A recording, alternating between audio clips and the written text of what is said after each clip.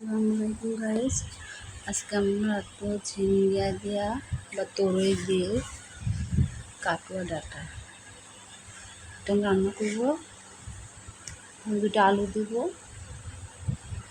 এগুলো এখন আমি কুটে নেব ভালোভাবে, সুসা ছেড়ে নেব। ডাটাগুলো কুটা হয়ে গেছে, আমি এগুলো ভালোভাবে ধুয়ে নেব। এদিকে মরিচ, রসুন, পেঁয়াজ এটা রাখছি, একসঙ্গে ব্লেন্ডার করবো। ভালোভাবে ধুয়ে নেব।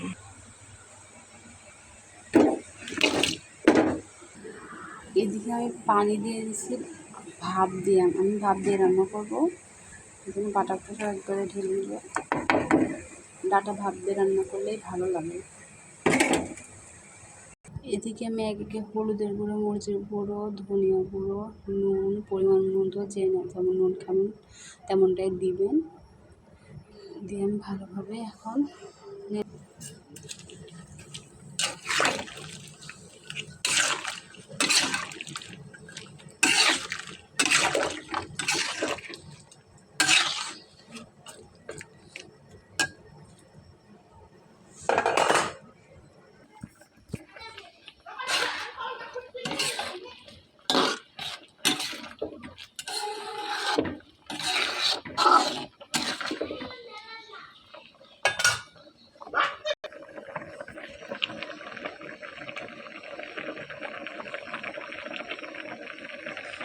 আমি ঢেলে তেল দেবো। তেল দেওয়ার পর দেখেন কালারটা কত সুন্দর লাগে। কাঁঠালের বিচি দিলে আরও স্বাদ লাগে, কিন্তু এখন তো আমরা এখনও কাঁঠাল ওঠে নাই।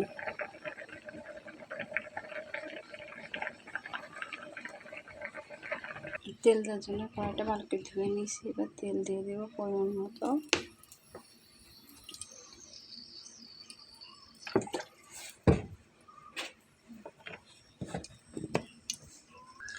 তেলে দেওয়ার জন্য পেঁয়াজ করে রাখছি,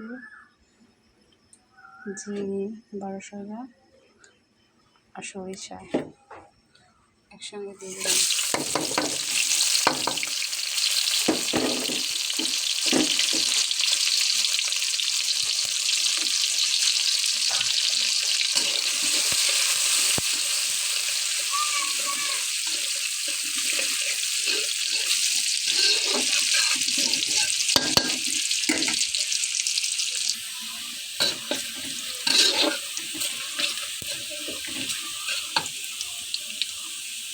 বাগানো হয়ে আসছে, গ্যাসের আস্তে আস্তে ধরে দেবো।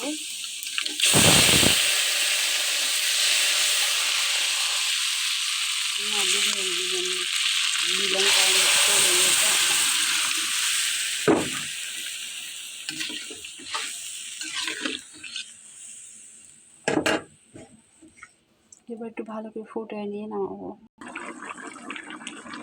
আমাদের রান্নাটা হয়ে গেছিল, আমি গ্যাসের চুলা অফ করে দিয়ে নামাবো।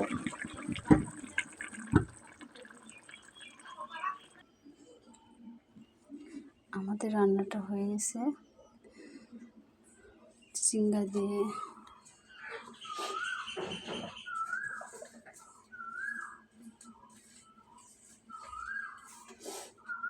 পরের দিন ডাটা রান্না কেমন হয়েছে সবাই জানাবেন।